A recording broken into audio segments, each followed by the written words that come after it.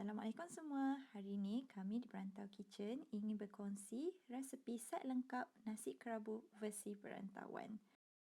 So, nasi kerabu set lengkap ni masih lampauin sambal nyonya ikan, sambal belacan, ulam-ulaman, sambal tumis, ayam bakar ataupun daging bakar. Nampak sedap kan? Apa yang tak lengkap lagi ya? Semestinya nasi biru. Okey, dah tak sabar ni. Jom kita masak sama-sama. Okey, pertama sekali kita akan sediakan bahan perapan untuk ayam bakar. Jadi apa yang diperlukan adalah 2 sudu besar garlic ginger paste, 1 sudu kecil serbuk cili, 1 sudu kecil serbuk kunyit. Yang ni garlic ginger paste saya beli dekat kedai Pakistan. Mudah dan senang. Okey, jadi masukkan bahan-bahan perapan tadi. Dan bahan yang seterusnya adalah tips rahsia daripada kakak saya sendiri, iaitu perencah nasi goreng kampung. 1 sudu kecil je tau. Okey, seterusnya 1 sudu besar garam, 1 sudu besar gula. Ayam bakar Kelantan ni dia kena manis sikit tau. Okey, gaul rata ke semua bahan-bahan perapan tadi. Okey, bila dah gaul rata semua bahan perapan tadi, kita perak ayam sekurang-kurangnya selama 30 minit. Okey, sekarang kita akan sediakan bahan-bahan untuk sambal tumis pula. Jadi, bahan yang diperlukan adalah 2 batang serai yang diketuk, 2 biji shallot panjang, 2 ulas bawang putih dan juga 2 inci halia. Shallot panjang ni sama dengan bawang merah besar ya. Dan seterusnya kita perlukan 100 ml santan. Dan selalunya saya akan guna santan jenama caukoh. Okey, dan seterusnya kita perlukan 2 sudu besar paste cili kering. Okey, mari kita sediakan bahan-bahan untuk dikisar. Jadi bahan yang perlu dikisar hanyalah shallots ataupun bawang merah, halia dan juga bawang putih. Okey, jangan kisar serai ya. Serai ni cukup sekadar kita ketuk saja, okey.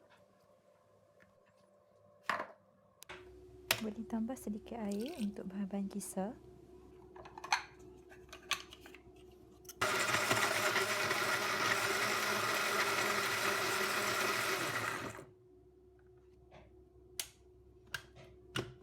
Okey, bila dah siap kisar bahan tadi, panaskan minyak masak. Okey, minyak ni lebih sikit pun tak apa. Jadi bila minyak dah panas, masukkan bahan-bahan kisar tadi. Dan tunggu sampai bahan kisar tadi sedikit kering dan juga kekuningan. Dan selepas tu, bolehlah masukkan serai yang telah diketuk tadi. Dan seterusnya, masukkan juga 2 sudu besar cili kering. Gaul rata. Okey, nak masak sambal ni memang perlukan kesabaran yang tinggi ya. Bila dah nampak sambal kita mula pecah minyak yang pertama tu, masukkan lagi sedikit air dan ulang step ini beberapa kali untuk kita pastikan bawang dan juga cili kering tu betul-betul masak. Dan bila betul-betul pecah minyak, kita masukkan sedikit santan. Jangan masuk semua, nanti jadi kuah pecik pula ya. Cukup 100 ml ataupun 1/4 daripada santan tu. Okey, kalau nampak kuah tu sedikit pekat, boleh tambah air ya. Dan seterusnya, masukkan 2 keping asam keping. 1 sudu besar budu. Kalau tak ada budu, boleh lebihkan sikit garam. Sebab kuah sambal tumis ni kita nak sedikit masin.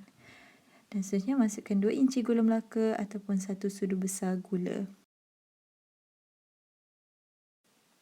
Okey, kuah sambal tumis kita dah siap. Ini hasil selepas sejam setengah ya. Okay, jom kita sediakan sambal nyonya ikan. Jadi untuk ikan saya hanya menggunakan 1 tin tuna chunk in brine water ataupun in sunflower oil pun boleh juga. 2 batang serai dan 2 biji shallots kecil ataupun bawang merah kecil. Dan seterusnya setengah mangkuk kelapa parut ataupun desiccated coconut. Okey, iris halus serai dan juga bawang merah kecil tadi sebab kita akan kisar dengan blender. Kalau tak ada dry blender ni boleh juga guna chopper ataupun ketuk je dengan lesung batu.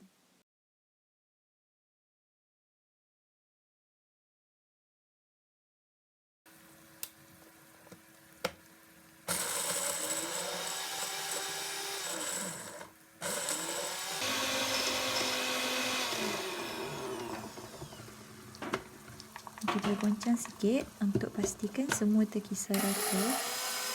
Okey, seterusnya kita akan sangai isi ikan tuna dalam tin tadi. make sure buang dulu ya air ataupun sunflower oil dalam tin tu. Okey, sangai sehingga isi ikan tadi sedikit kering. Dan sekarang kita akan sangai kelapa parut pula. Okey, masukkan 1 sudu kecil gula untuk bangkitkan lagi rasa manis kelapa parut tu. Kelapa parut ni kena selalu kacau ya. Nanti hangus pahit pula. Okey, bila nampak kelapa parut tu bertukar ke perangan, boleh tutup api ya. Okey, seterusnya boleh gaulkan dengan bahan kisar tadi, iaitu serai dan juga bawang merah kecil.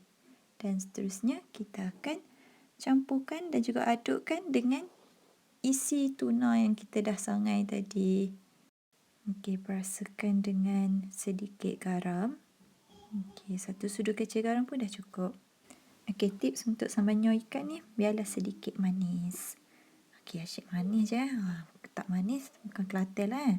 Jadi saya lenyek-lenyek je dalam kuali ni. Kalau rajin boleh tumbuk-tumbuk dengan lesung batu. Nampak tak multitasking kat situ? Nak buat nasi kerabu ni memang kena multitasking. Kalau tak, berjam lah baru siap. Okey, dah masak sambal nyoh kita, kita sediakan pula ayam bakar. Okey, untuk ayam bakar saya bakar dalam periuk ajaib je. Tapi kalau tak ada periuk ajaib, boleh juga pakai oven je, lagi mudah. Tapi oven ni lambat sikit lah nak masak banding dengan periuk ajaib. Nampak tak? Tak sampai setengah jam ayam bakar kita dah siap. Okey, selain ayam bakar boleh juga sediakan daging bakar menggunakan bahan perapan yang sama. Ada juga yang sediakan ayam percik ataupun ikan percik pun masuk juga dengan nasi kerabu. Seterusnya kita akan sediakan nasi biru. Kalau tak ada nasi biru boleh juga guna kunyit. Ada juga nasi kerabu warna kuning, itu nasi kerabu siam. Okay, saya guna pewarna ni saya beli dekat kedai Pakistan je.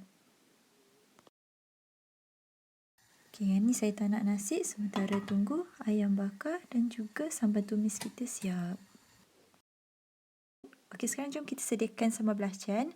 Yang sangat simple, kita hanya perlukan 2 biji cili merah besar, 5 biji cili Thai, 1 inci belacan dan juga 1 sudu besar jus lemon.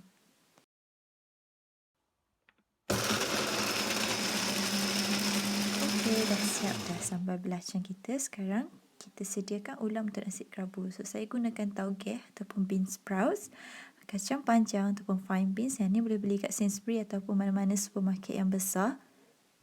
Seterusnya, timun ataupun cucumber. Ni yang special, salted duck egg ataupun telur masin. Yang ni boleh beli dekat mana-mana Asian ataupun Chinese superstore. Okey, hiris halus kacang panjang dan juga timun. Boleh juga tambah kobis putih dan juga bunga kantan. Tapi bunga kantan saya reserve lah untuk masak asam pedas dan juga laksa. Bunga kantan ni tak ada jual dekat sini. Kalau ada yang jumpa boleh beritahu ya. Okey, gaul rata ulam-ulaman yang kita dah potong tadi. Okey, set lengkap nasi kerabu kita dah siap. Jangan lupa tambah dengan keropok ikan. Baru dah lengkap set nasi kerabu kita. Jangan lupa budu tau. Resepi ni untuk 4 orang makan. Boleh gandakan kalau nak buat housewarming ataupun jamuan raya. Terima kasih kerana menonton Perantau Kitchen. Selamat mencuba ya.